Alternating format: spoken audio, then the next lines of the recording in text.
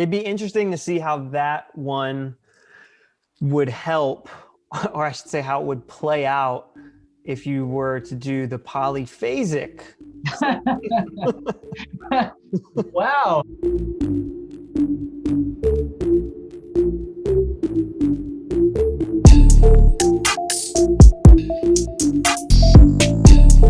Hey everybody, welcome to this episode of the Casually Fit Life. This is episode 18. We're going to take you through some cool topics today, but first, I'm Anthony Mobile.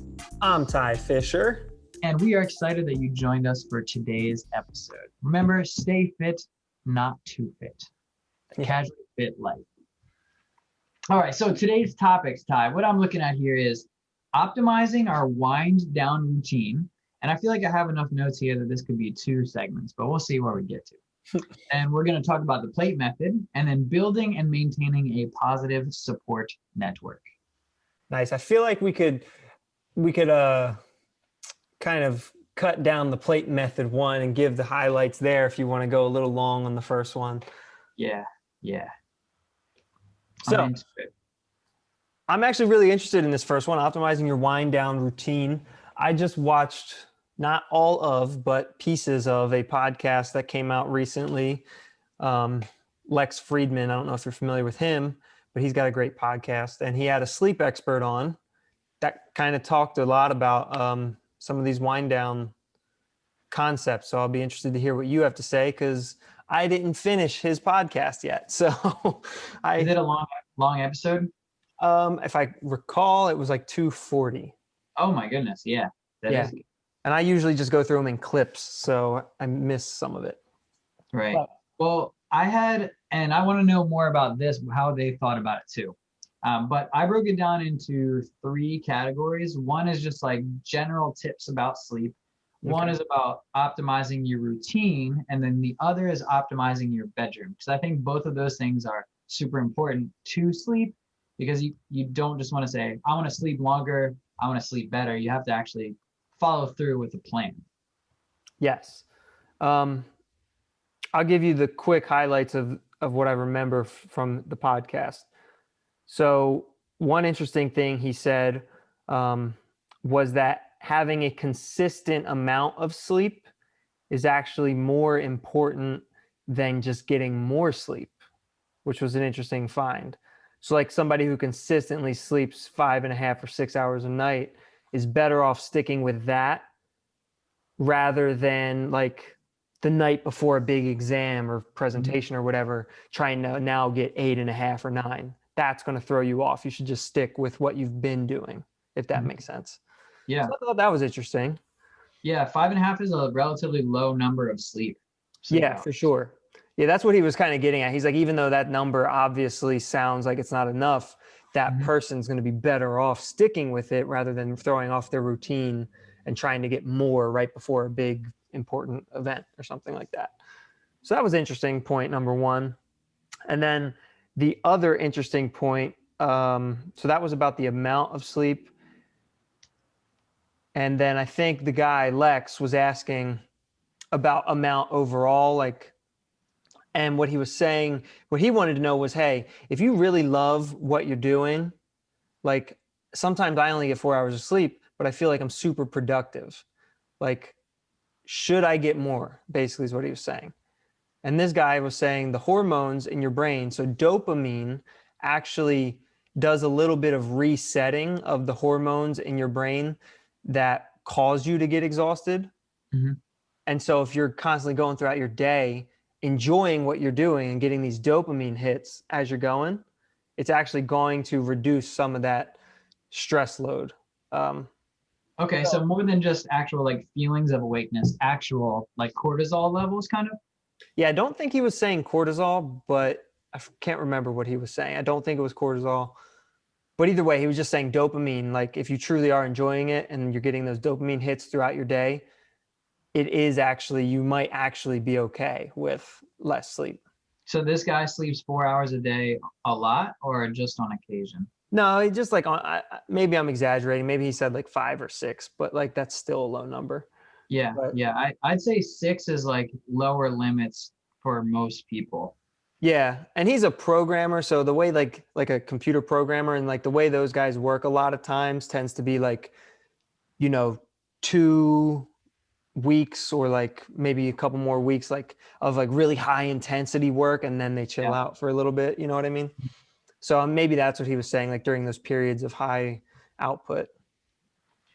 Yeah. Now the military uses sleep, and I didn't put any notes about this, but they use sleep to create this like cohesion between people and like a constant state of readiness. And I think that's super interesting. This Like what between people? What did you say? there's like a cohesion. So you as a unit, you learn how to sleep on command, and then you learn what you can do with and without sleep, which I think is pretty cool because most people can do the same with less sleep consistently for a long period of time. Yeah, that's interesting because like you're referring to that and this guy was kind of saying something similar on the podcast, like you can be okay under certain circumstances. Me personally though, like I used to wake up consistently at 5:30 a.m. for a long time, and sometimes that would be fine. If I went to sleep at like 9 or 9:30, that would be fine. Mm-hmm. But when I was starting to go to sleep closer to 10:30 and sometimes 11, that 5:30 waking time was just like the day after that would just be horrible pretty much. Right. So I just stopped doing it and now I wake up around 6:30 and I feel a world of difference, like Right. a noticeable difference. So are you like consistently losing that extra hour of sleep? Consistently enough, like at least once or twice a week to the Okay, so point. that's not very consistent, but it felt significant. Yeah, like those days following it were consistently like not as good. Mm-hmm. So one of the general sleep tips I have here is that you should wake up the same time every single day, no matter what, as best you can. Yeah, that's one I've always heard. I'm gonna Yeah. have to So follow it. yep, no matter when you go to bed, well, you were doing it, right? You were waking up at 5:30 consistently, no matter what, and then you just kind of dealt with feeling crappy. Yeah, but I don't do it on the weekends. That's the key point here. Yeah, and that's something that I say as I get older, but I want to do it more and more because why would I give up an extra hour for no reason unless I'm like staying up significantly later on the back end? But even then, that's a big one. And I am a stark no napper. And I used to be a super pro nap, but that was in college. And I'm pretty sure in college I was not getting enough sleep, period. And I would crush a 20-minute nap, probably like 2 or 3 times a week. But if I ever exceeded like 25 or 30 minutes, I would feel crappy. Yeah, I've never been a napper, but I occasionally will take a nap, but that's usually when I'm exhausted. Like I got to be really Yeah. tired to take a nap. I will say there's one time that I will use naps to my advantage. And I don't know if many people have experienced this, but if you're a multi-event athlete, for me, in my lens, it's a CrossFit competition. You're running so hot, up and down and up and down. One of the best ways for me to chill out is I'd get to this competition, I'd do my first event, nerves are jittery, you have the nervous poops, like the whole thing. You couldn't sleep the night before, just whatever stress comes from competing. You get through that first event, you burn some energy, and then I would always, always, always take a crash nap then. Go to somewhere quiet, chill out, leave me alone, put some headphones on with some soft music or none. But that was like a big game changer for me in my competitive like ventures, whatever that may be. Interesting. Yeah, I've never really been huge on naps, so I never took them too much. But I will say the times that I did, I always would set a 20-minute timer, just like you said, because if I went too long, it just kind of threw off the rhythm of the day after that. Yeah, and I used to do a 20-minute timer because from 4 Hour Work Week, he talked about polyphasic sleep where you sleep 20 minutes every 4 hours. But I would have trouble falling asleep sometimes, so I'd give myself a 5-minute buffer, which truthfully was like, I know this is a little nitpicky, but it was like 90 seconds to like 120 seconds too long because I could fall asleep. If I was that tired, it would be within 3 minutes, but I wanted to give myself a little bit of room to fall asleep. Dude, now I want to try polyphasic sleeping again. Did you try it? No, I wanted to try it before. Now I want Yeah. to try it again. It's crazy. It's honestly, I think you just like people really succeed on keto or people really succeed on Atkins or Mediterranean. There are some people who are born to be polyphasic sleepers, and you can hang in there for a while, but you're not going to be able to like make a life out of it. I don't know, man. I work from home now. Like, What are take you a going to 20, do when it gets hard it's just a 20-minute break. What? every 4 hours? Yeah, so it would only be really, I mean, really, I could just do one in the middle of the workday. Mm-hmm. Sleep, like wake up, work for 4 hours, 20 minutes, work for another 4 hours. Wouldn't even really interrupt the workday. I'll commend you for giving that a try. I like, Just I for like, guess, just for 3 days, yeah, because that's what I would try for 3 days. That's what I would do. you would get so much done. I really think you'd have so much free time. I think you would. And the reason why I wanted to try it initially and why you're bringing it back is because like I do think that I am a little bit more of a night owl than I've ever given myself credit for. I just can't hang in there because I wake up so early, so I get super tired. Yeah. But I like being up at night like that. So there it is, polyphasic. You better start two businesses in those 3 days. So my other general recommendations here, you have your fixed time, talked about not overdoing naps. Prioritizing sleep sounds silly, but it's really easy to like rush to get into bed. And then you get into bed and your heart's beating really fast and you're like not tired, you're not wound down, you're like completely wired, but you just ate dinner as fast as you could, jumped in the shower, ran downstairs, took your dogs out to pee, and then jumped into bed all in like 20 minutes. You are not going to fall asleep with that kind of thing. No. Rushing to bed is probably one of the most common problems that I suffer from. Because I'm like, I said I was going to be in bed at 9:30 and it's 9:04 and I got stuff to do. Yeah. This was actually another point that the guy in the podcast made. I think his name was Andrew Huberman. Dr. Andrew Huberman, I'm sure. And he touched on this idea of sleep anxiety is what he called it.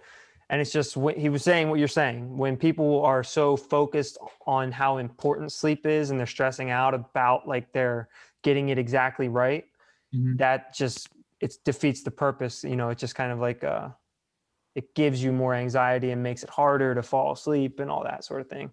Yeah. It's that positive like feedback loop, Right.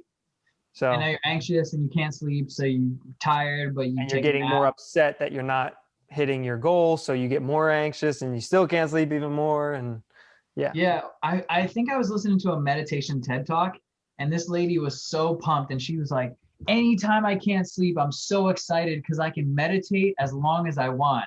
And usually that means she'll start to meditate, aka try to stay awake, and then just fall asleep. And then you fall asleep. Yep. Yeah, because you're trying to not sleep, and then you're like, I can't, and then you do it. That makes sense, actually. Yeah. So I always interpreted like, oh, I can't sleep. All right, I'm gonna lay here as long as I can with my eyes closed and relaxing, and I'm gonna think. I'm just gonna think and think and think and think. Yeah. Yeah. So what I will say you can rush to is you rush to a 30-minute wind down routine. Right. So you want to get to bed at 9:30, you rush to get everything done. Then at 9 o'clock, now you have a 30-minute like reality detox so you can clear your head from that go hustle American attitude. Yeah. So I had a couple points here. Let me count them. 1, 2, 3, 4, 5. Do you go to bed? You try to go to bed at the same time on the weekends, or do you give yourself an extra hour or a little bit extra time? Yeah, I give myself that extra time on the weekends. Like I would say during the week, I'm usually going to bed around 9:30 or 10. And then I might actually like lay awake in bed on my phone for like another half hour or something like that. Yeah. That's usually during the week. On the weekends, though, I might stay up till 11:30 or 12, just depending.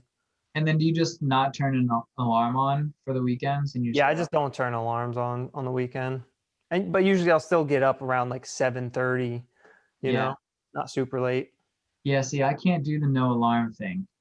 Doesn't work out for me. I mean, I'll set it if I know that there's like, because I try to go into the gym relatively early on the weekend, still like around, I try to go to the gym around like 7:30. So Mhm. if I know I got a lot of shit to do, or at least a little bit of shit to do beforehand, then I'll set my alarm for like 6:20 or something so I can get up, do the shit, and then still get to the gym on time. But if I don't have anything to do, I'll just wake up when I wake up. Yeah. I used to rely on I have a couple dogs, and when I got a puppy, she used to wake up every day like 7:15. I was like, perfect. She'll just wake me up every day. And then 2 months later, I like woke up and I'm stretching and she's sound asleep on the bed. And I'm like, wow, I feel really good. It was like 8:50. I'm like, Jesus, Yeah, I yeah, can't do this anymore. So yeah. she's as much of a sleeper, and she's currently there. Two of my dogs are sleeping with their head right on each other right now. So optimizing your routine. So consistency is going to be key with sleep, especially if you're having trouble. The more similar you can make it, the more you can tweak variables one at a time. It's the same principles to training. It's the same principles to diet. Make everything the same and then make small changes. So the 30-minute budget for wind down gives you time to do whatever you want. You can make it 15, you can make it 10, depending on whatever you are or what kind of sleeper you are. But the big ones for me are I like it super, super dark, and I like it cool but not cold. Hmm. So that's what puts me in the mood. And I try not to be on my phone. So for me, my wind down routine is reading a book. So I get in a bed, talk to my wife, pull up a book. I don't care when I fall asleep, as long as I'm in my bed or I've started my wind down routine right with that book at the time that I decided. Right. So you kind of like, at least for me, I take some of the pressure off that way. The That's sleeping good. is Yeah. Yeah. Because I mean, I know me, I will, if my body is tired and I Mhm. start to read a book, yeah, half hour is going to be plenty of time for me to fall asleep. Yeah. So If I'm sometimes truly we'll, tired. Yeah. yeah, sometimes we'll read to each other. And if I'm the one being read to and I'm laying there with my eyes closed, it doesn't matter if it's 8:30, 9:30, 10:30, I'm gone. Give me Yeah. like 2 or 3 pages, I'm out. Yeah. And I use that to my advantage. When I'm like, oh, tomorrow's an early morning, got to go to bed a little bit earlier. I'm like, all right, I'll read first, then you read, and then I'm out. It's great. But removing electronics, I think, is something that is harder to recommend because people are working a lot. I'll get work texts at 11 o'clock. So for me, I got to like, my phone is pretty cool. So if you turn it over face down, it'll silence itself. Oh, that is pretty cool. Yeah. Yeah. It is nifty Google Pixel items. Yeah. So that's what I do. I turn my phone down so then you can't see the light, you can't hear the sound, and it doesn't bother me. And that's for me, that's what I like to do. Now, do you foam roll? Do you like have a glass of water? Do you do anything like that before bed on a regular basis? No, I don't have, I really don't have any wind down routine, to be honest with you.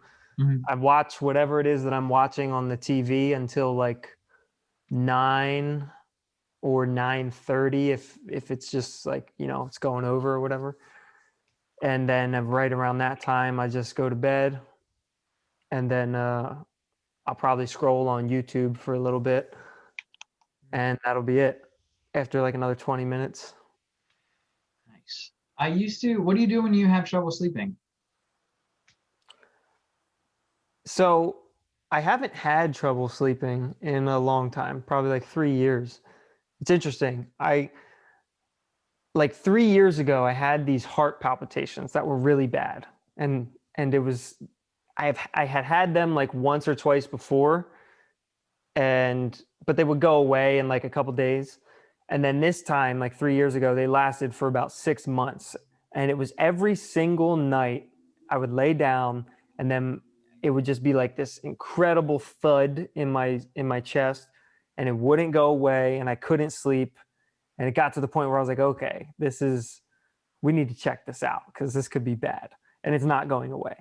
And so I finally went to see a cardiologist, explained the whole thing to him. he checked me out, and he said, "You're just stressed out." He said, "Everything sounds fine. Like, I'm listening to you, I'm checking it out. Everything seems fine. You're just stressed." That's what he said.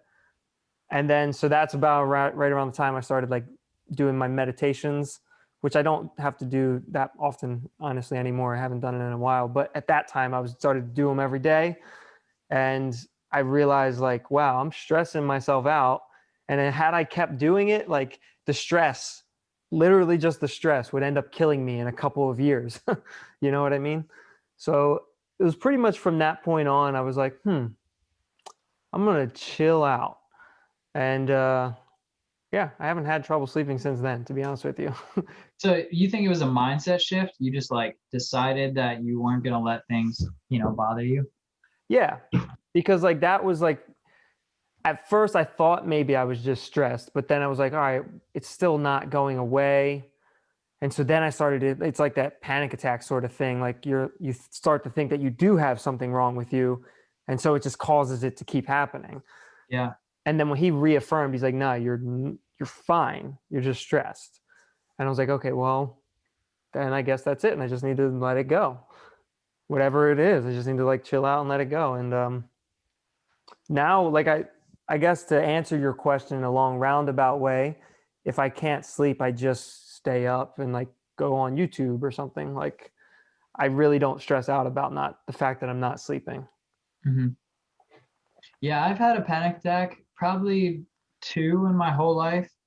And yeah, I don't know how I ended up shaking it out. Just every sound you like, oh, what is that? What is that? You're in your own home, nothing has changed. You've been there for years. Like what every sound is. But getting worked up like that was it was something I feel for people who have them often and they're uncontrolled. Yeah. And I think that's what happened. Like, not that, but that's like the same concept of what happens when we get too worked up about our sleep routine and like, oh, I need to be asleep now, but I'm not asleep now.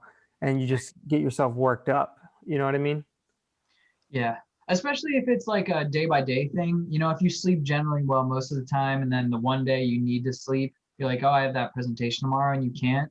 Yeah. You'll be fine on zero sleep because you're prepared for what's the next day. So, worst case scenario, you're like, cool, I guess I'll just hang out all night and I'll be tired, but I can still function. I can do my job. I actually think that is the best advice. Like, if you can't sleep, just don't try to sleep. You know what I mean? Like, Yep. you could get And up and actually, my wife she works in a neuro clinic and she was talking about insomnia. And for people who can't sleep with insomnia, they tell you to get up, get out of bed, yeah, do something. When you feel tired, go lay back down. If you can't fall asleep, get up, leave the bedroom so that your mind starts to associate bedroom, bed, sleep, staying awake anywhere else in the house. yeah. I actually think that's like a great idea. If you're just laying in bed, can't sleep, like, yeah, go out into your living room, read a book, drink, get a drink or something, whatever. hmm I think that's probably the best advice. Yeah, so I feel like we made some pretty good points here. So let me just zip through. So, how do you sleep? I imagine you have the same thing. You have a comfortable mattress and pillow. Mm-hmm. Don't cheap out on those, but you don't need to go buy a $5,000 mattress. Try hard, try soft, try in the middle. I don't care if you want to be hard or soft. Just find something that's comfortable so when you wake up, you feel good. Um, Use some good bedding. I like my bedding to be kind of heavy. That's just my preference because I like sleeping in a cool room. It's kind Yeah, of like, same. you're being cozy. Yeah. Um, cool is good. Cold is not good. I don't sleep well when I'm cold or when I'm hot. So like 60, 65 degrees, I feel like that's pretty common. You can have a fan on if it's a little warmer. Drowning out some noise, that's another thing the fan solves for me. It gives a sense of like rhythmic Yep. white noise. And then trying out some calming scents. I think Mm. those are cool. That's a new one. I haven't tried that. I grew up with like, one of the box fans hmm always on every single night without question. Like it was on every single night, probably until honestly, probably until like 2 years ago or even like last year. hmm Um, and Do you then have we a fan moved. now? What's that? You have a ceiling fan now? We have the ceiling fan now, and it's not nearly as loud. Right. But I figured I would give it a shot because I wanted to actually let go of my dependency on the box fan. Yeah. So I was like, all right, let's just do it. Forget it. We're turning it off. We're going to go with the ceiling fan. Can't even really hear the thing. And I'm fine. But I would absolutely cherish a night with just a loud like box fan all night. That white noise is just, I don't know, it's soothing, dude. It's really soothing. Yeah, I agree. And when I grew up, I used my parents, I would go to bed and they would watch TV, you know, so for a long time, the sound of the TV would put me to sleep. And then my mom would get up and take a shower every morning.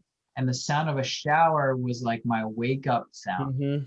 Yeah. Because it was quiet, it was gradual, you just heard it pitter patter. And, you know, I mean, someone's in the shower, so you hear like sometimes when they rinse their hair off, you hear a couple splatters. Yeah. It's just like lo-fi to me, you know, shower, lo-fi, let's bring it on. But the final tip that I have for sleep, and it's gonna sound silly, but I'm gonna credit some people here so I don't sound like a weirdo. So Tony Robbins talks about state change. Like if you're feeling down, jump in a cold pool, right? Or like go in a super hot sauna, right? So when my mind is racing and I can't fall asleep, I use a carnal urge, which releases some of my stress, and it would be a sexual release, state change. Okay. It's a little hard when your partner is like sleeping and you're like, oh, I don't want to wake them up. Or like if you do it before you go to sleep, I get hungry and I get tired after I'm done. Yeah. Like clockwork, right?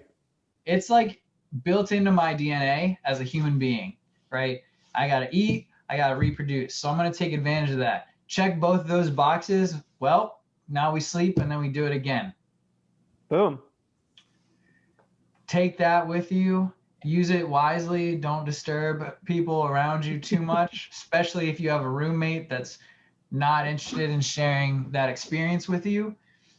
It'd be interesting to see how that one would help, or I should say how it would play out if you were to do the polyphasic.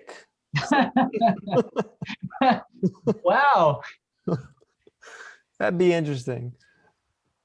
So you're talking six 20-minute sleep cycles. Yeah. That is the best, worst idea we've had so far. Yes. I will say one last thing. You mentioned you like it super dark, and I used to as well. And I still prefer that. That's my second choice is super dark. My first choice actually recently has become the natural light. So like whatever the natural, like the moonlight or the starlight or whatever, like letting that come in. I actually really like that. That's my first choice. But if it's between completely dark and like even just a bright clock or something like that, I'd rather have it be completely dark. Yeah, I think dark gets a good rap more so than moonlight and sunlight because that's like what you can control. Yeah. But yeah, I do. I mean, I've gone backpacking and camping and the bright light hasn't seemed to bother me because you're just outside. It's not LED, it's not electricity, it's not, 7700K. Like that's why I like if you can have your bedroom, if your bedroom window opens up to a place that doesn't have like any sort of like street lights or anything like that. Yeah. I think that's perfect. Yeah, right outside my bedroom is the only street lamp on our street. There you go. I've thought about purchasing a projectile weapon a lot. Yeah. Okay, so hopefully we didn't just put you asleep. And now we'll move on here. The plate method. Tell me about the plate method. I don't know what it is. My guess, if I had to guess, it's a way of looking at your plate and portioning out what you're supposed to be eating. You're right. Okay, cool. So we can move on? Yep.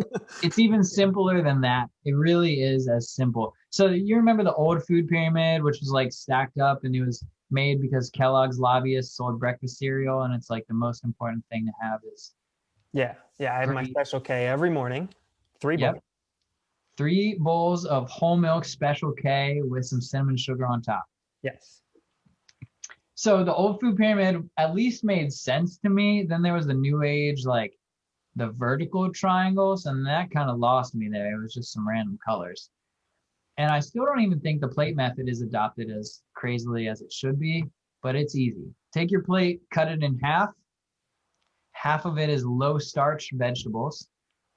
So your low carbohydrate vegetables, leafy greens. Then you cut the other half into quarters. Lean protein is 1/4, and then high density carbohydrates or starches is the other quarter. Okay. So tell me if my dinner last night, 2 nights ago, fits into that. So my plate's a square. Can't use it anymore. You're done. That's it. One portion, I guess, had a flour tortilla filled with chicken and a little bit of cheese. Mhm. Another section of the plate, maybe another third of the plate, had eggs, scrambled eggs. And then another third of the plate had just chicken, not in a tortilla. You might be missing out on a key portion of the method. All right, I'm going to do some research. I'll get back to you on what it is. Did anything on that plate have color? The chicken was black from how I cooked it. Ah, got it. Yeah. Yeah, so you're missing out on some vegetables. But I got my super green drink. And that's true. Did it make up half of your volumetric load? And that's the trick, right? You're not measuring calories, you're doing volume eating. So Yeah. the majority of the volume of the food, or half of it, should be vegetables, which is full of nutrients. And then the other half is your energy and your protein consumption. And this works for vegetarians, it works for vegans, it works for anybody. If you're eating more whole foods that are plant-based, you're going to be healthier than someone who just has eggs, flour tortilla chicken, and regular chicken, generally. And then there's this like fourth category of the invisible item on the plate, and it's your fat. So think like a ping pong ball sized, or like 1.5 to 2 tablespoons of fat. And most of the time, if you cook your chicken, you cook your vegetables, you don't cook them with nothing. You don't steam it. So, add some flavor, get some butter in there, and move on. So the portion size is like, if you're going to have more than one, just have 2 plates of the same ratio. There you go. Now I will say, I really like the method, to be honest with you. Like, if you don't want to overcomplicate nutrition, I think it's perfect, Yeah. It's like half this, quarter that. Now, if you're trying to be a little bit more athletic, one of the things you can exchange is do more like a half non-starchy vegetables, half starchy vegetables, and then you just put a piece of protein on top. So instead of reducing the amount of leafy greens you're having, you can increase the amount of dense carbohydrates, because if you're an active person, carbohydrates equals energy, and you just probably need a little more calories than someone who's like, just trying to eat healthy. So instead of reducing one and overflowing, just do the other. So if you have those 3 compartment containers, have you seen them before? One's big, 2 are small. Yeah. Big one, vegetables; small one, carbs; small one, protein, and then drizzle it with butter, no matter what it is. And I think you're going to be okay. Love it. Simple. I know. It's nice. It's nice. You don't have to think about it. That might have been our shortest topic ever. I think it's okay. And we did go a little long on sleep, but that's okay too. So why don't we just move on then to this last one, which I think is maybe going to be a good one. Building a positive support network. Building and maintaining, right? And maintaining. Right. Well, one thing that's helped me is starting Zoom podcasts with your friends. Yes, that is the main point that I have here for this one. The reason this exists is for that. Yeah, it's funny, like, yeah, in a weird way. I mean, it's not really that weird when you think about it, but the the quarantine, I think actually made us all a lot closer, because how many people, even if you didn't necessarily do it yourself, but how many stories have you heard of people who had like a family virtual game night with their family that they never did that before ever, Yeah. but now they did it. And we did it with my family. We did it once or twice throughout the pandemic. And like that just opens up a whole new door of doing that stuff even when we don't have to. You know what I mean? Yep. So I think that's like a really good, awesome outcome. Yeah, I think that the pandemic has just, and I think about this with money and I think about it with alcohol. Hard times make you just more of who you are. Yeah. Yeah, for sure. You know, money doesn't make you an asshole, but if you're an asshole and then you get rich, you're just going to be like more of one. Or if you get less, you're just going to be more of one for different reasons, but you're going to be more of who you are.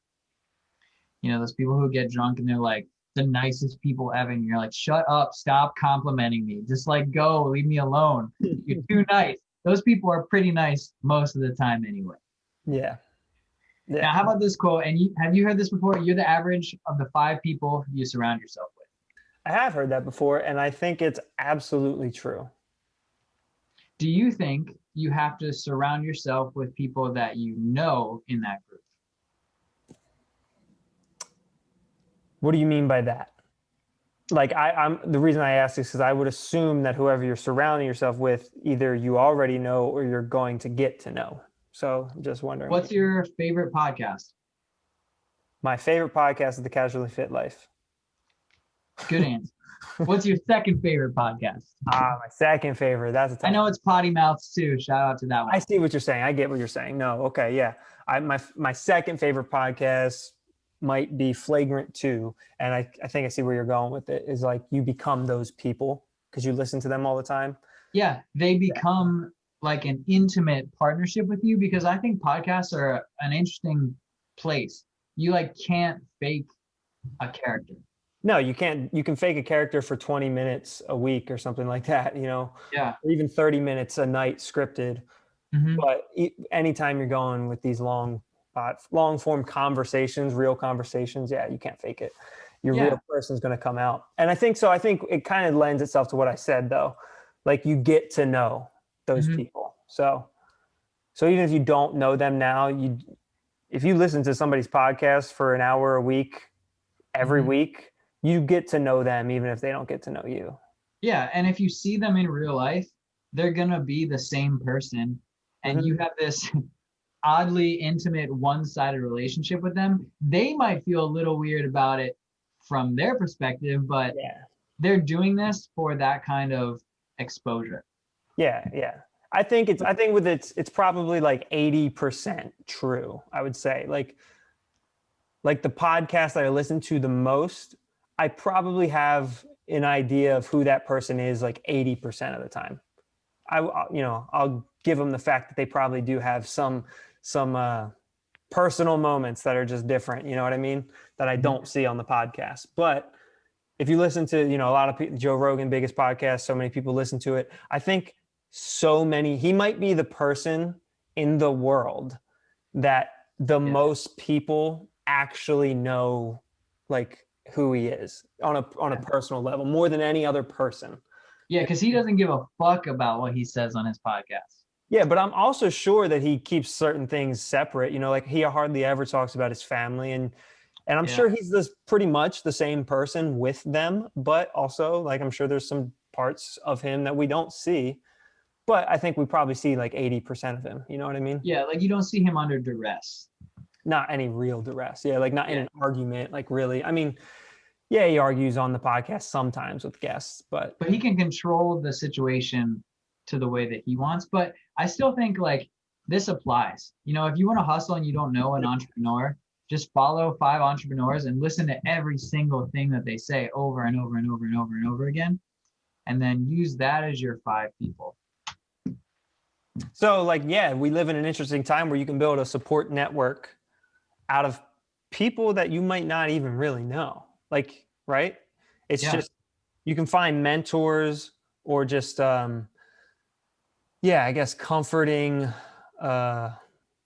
people who've been through what maybe you're going through either podcasts or books, obviously books. Yeah, books are another good one too.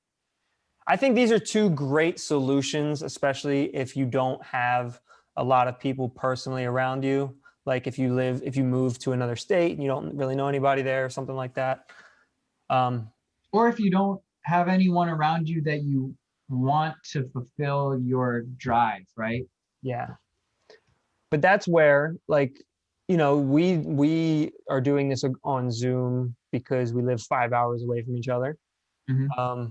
I have a This brother. is the most we have hung out since high school. Yeah, is when you or college. Yeah, when you moved 5 hours away. Yeah. My brother lives down in Florida. I'm up here in Pennsylvania, and my other friend lives out in Colorado. Like Zooming, or even just like a phone call, like a regular phone call, like you can keep in touch with people even if they're not physically near you. You know what I mean? And it's just a matter of putting in the little bit extra effort that it takes to maintain a conversation when you're not seeing someone face to face. But it can be done. Yeah, just so you guys know, this entire podcast is completely scripted ahead of time. Why'd you tell them? Because it was on the script. Oh, damn it. Now, I think this is the hardest part because I do have a relationship that is very valuable to me. And up until relatively recent, like these relationships shift over time, but I've had some relationships that were very intimate that currently no longer are beneficial to me. If they're one of these 5 people, they do the opposite. Yeah. I know what you're saying.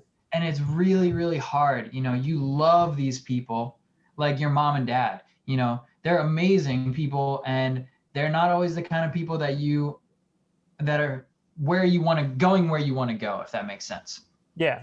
Like, look, the way this is obvious, right? But it just needs to be said. The way averages work are if you're the average, if things are below the average, they lower the average. If things are above the average, they raise it. So ideally, the idea of this 5 people you're the average of, ideally, you're trying to find 5 people who are better than you in some domain. Mm-hmm. Each one of those they're better than you in some domain, like that you're striving for, whatever that might be. So yeah, continue. Yeah, and that's a hard thing to do, right? Because if you start a podcast with your friend and it turns out he's a bum, how do you stop? How do you back off? How do you tell him? Are you asking for advice, or are you? No. Hold on. This is getting a little. I think I gotta go. Okay, so bringing positive people closer to you who are a positive influence in your life is the easier side. How do you tell someone? How do you say, like, hey, look, I really like where you're going. How do we spend more time together? Start a podcast. It costs $0. We record over Zoom for free. We edit it in free software that came on our computers, and then we upload it to the internet over Anchor, and Anchor does everything for us for free also. Yeah, a lot of barriers to entry there. Yeah, you got to have a friend, have a webcam, and just go. But everyone has a cell phone, right? So yeah, you can do it on a cell phone. Yep. Yeah. So then I think it's important that you should tell these people, and this is where podcasts don't really work out, but tell people what your goals are. But that's only the first step. You got to tell them why. So like, Ty, I love this podcast. I love talking to you. And for me, if I just get to hang out with you every week, that's cool with me. But I know that both of us are capable. We have unlimited upside, unlimited potential. So we should stop working so much for other people and start working more for ourselves so that we can have it a little bit easier. I like it. And hanging out with you makes me actually do it. There you go. Perfect. So that's why. So then we got to find some people who do this. So you do another podcast. Yes. Yep. And you have done one before. Mm-hmm. And you hang out with people who want to do that. Yeah, because I I think it's really important. Like if podcasting is the route you're talking about, I think the most important thing is to start it with a friend. Like you could try, I guess, if your goal was to just do, like to just have a really popular podcast, like that was the only goal, then I guess maybe you could try and team up with somebody you don't know, but who also is really into podcasting and like, you want to make that work, I guess. And maybe it'll work, but I feel like it would be like, I don't know. I just don't think it has the same potential. Even if it does go further than the one with your friend would go, I just don't think it has the same feel. And it wouldn't, for me, it wouldn't be worth it. So for me, it's just like, I'd rather do one with my friend that like 5 people scroll past on Facebook. Not even listen to, just scroll past on Facebook. They might give it a like. Yeah, maybe. I'd rather listen to that or do that one than, do the one where I'm just working with somebody who's trying to make it happen. You know what I mean? Yeah, then it feels like work too. Yeah, then it feels like work and it's not just like a fun conversation. Yeah. So I came up with I pulled up these 6 questions, and you should answer them for yourself first and be really true to yourself. Like one of the tips and tricks I have is have 2 drinks and then ask yourself intimate questions and ramble a little bit, but write it down and record it. Like relax a little, settle in, and it kind of like breaks off your head, or do some mindfulness meditation so you can kind of let go of some of the superficial layers of what you're trying to put up walls against. So like, do they have a positive mindset? I feel like you have a positive mindset, Ty. Thank you, Anthony. General positive guy. I feel like you could use some work, but I think you're getting there. That's why we're working together, bringing the average down. Someone's got to do it. Someone's got to do it. So do our core values align? Again, yes. We work out. We're in similar life situations. We value education and work and consistency over like binging or shortchanging it. And we do things the right way. I think so. For this one, the most important thing for me, without overthinking it, I guess, would be somebody who has demonstrated, like actually demonstrated, and I believe them, that they're just constantly on this journey of like self-improvement. You know what I mean? Yeah. So then regardless of where they stand on that journey, but like they've demonstrated that they are committed to that. And that's a good one. And that's something that if you're looking in your intimate friends, you can like pass or fail pretty quick. Yeah, actually. And I actually think that has been the one thing that has caused me to like distance myself from some people that I used to be really close with, actually. Yeah, I don't know. That one to me is really important. Yeah. Well, I think that there was this book by Mike Michalowicz. I think it's by him, and it's called The Pumpkin Plan. And he wants you to decide what your core values are as a person. And then everything that you do needs to be in alignment with those. Like, don't be an asshole is one of my core values. It's a little gruff. It's a little nondescript, but like, one when you see it, and you can just not do that because it's kind of a choice. The other one for me is be curious, because I think curiosity is one of those, like, some people just want to get up, go to work, do their 9 to 5, and then like do whatever they want after that. And that's cool.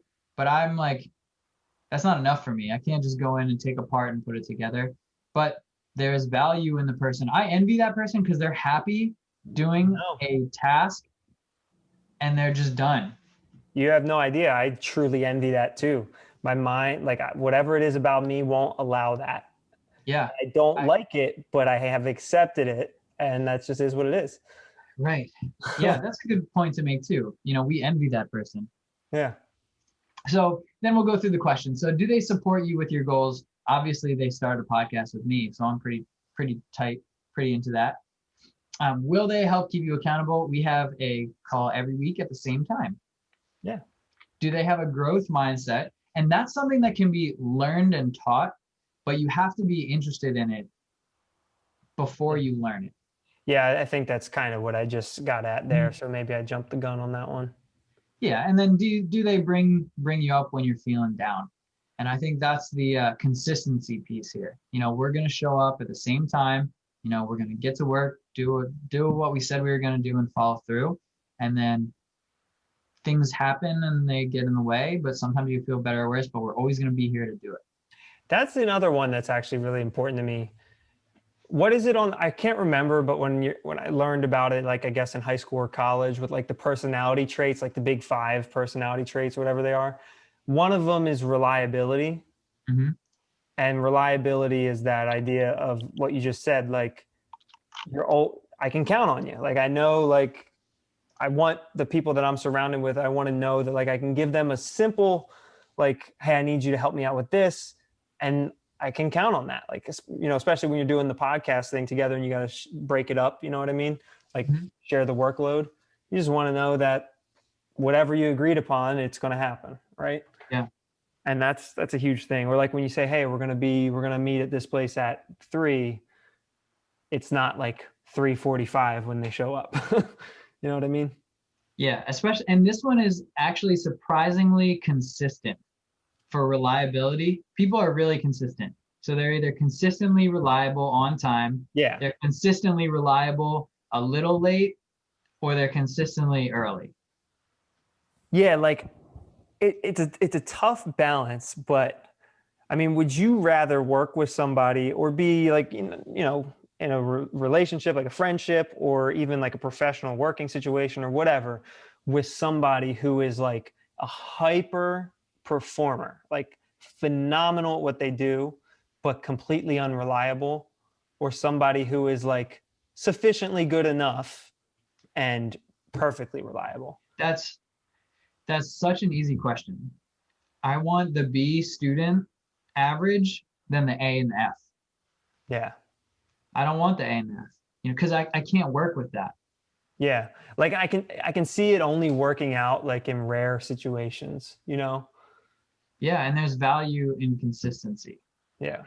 I feel like that's a key principle in this podcast. Like consistency is key. Go slow, take your time, do it or don't, but like consistently follow the path and follow the plan. Yeah. No, I like those. I like those questions. It's a good framework. And we totally avoided how to push people away, and that's because I don't want to talk about it. The good news is, if it's on a podcast, you can just hang up the button, you know, just hit the end button down in Zoom. That's how you can push it. But I would, okay, true advice, and this is my last thought, and I want to hear yours. But instead of pushing people out, I would do the opposite and just bring other people in and overfill that, and then, you know, the effort of maintaining a two-way friendship just decreases because I have to put that effort somewhere else. Yeah, so you're saying don't give yourself an option, basically. Fill it up with something else. Yep, and just say, no, I can't. Naturally. Yeah, I can't hang out because I have to meet person 6. You know, I think that's probably the best way to do it. Like that's definitely the best way to do it, because then you're being completely honest if you're saying I can't do this now because I already have a prior commitment with somebody else to do whatever.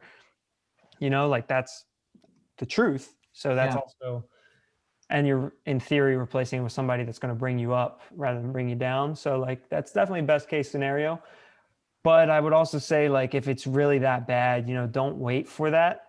You do have to just like, you have to tone it down. I don't think you ever need to cut anybody off 100%. Yeah. I really don't think you do. Because I think no matter how bad it is, you can deal. You still like that person for some reason. Obviously you like them. And if you want to, you can deal with it for like, you know, a little bit. You can put up with it. So I don't think you ever need to cut someone off completely, but I do think if it's that bad of a situation, you need to tone it down immediately, even if it's like 20% less. You know, you hang out every day, let's take one day for yourself. You know what I mean? And then work it down from there, like at least get started on chipping away at it. You know what I mean? Yeah. But I think that's a hugely important thing. And I think people overlook it sometimes. Like they're always willing to bend over backwards for other people and go out of their way and take care of others and completely disregard their own like stress levels. And it's I'm so the opposite of that. I'm so much more selfish in that regard. But I think that's what makes me capable of being a better person, being my best Right. self, is because I'm selfish when I need to be, you know? Yeah, saying no, that's something that a lot of people struggle with. Yeah. It's hard. That's for sure. That was good. I like that topic a lot. It feels good to dig into it. And I appreciate you, Tyler. Thank you very much for being my friend. Thank you. Thank you for allowing me to be your friend, Anthony. I appreciate that. Now I got to find four more. Nice. Well, hey guys, thank you very much for joining us on the Casually Fit Life podcast. This was a great episode. Dig into sleep, pay attention to it, sleep better, and work on your personal support network, all while following the plate method. Sounds like a good day? Sounds fantastic. Sounds proportionately correct. Well, have a wonderful day. And thank you again for joining us. Don't forget to like us, subscribe to us, check us out on Spotify, Google Podcasts, Apple Podcasts. We're all over the place. Shoot us a message on Facebook at CasuallyFitLife or Instagram. And check out our YouTube page if you want to look at our pretty faces while we're having these talks. We're super cool, just so you know, and handsome. Mostly handsome. Have a great day. Peace.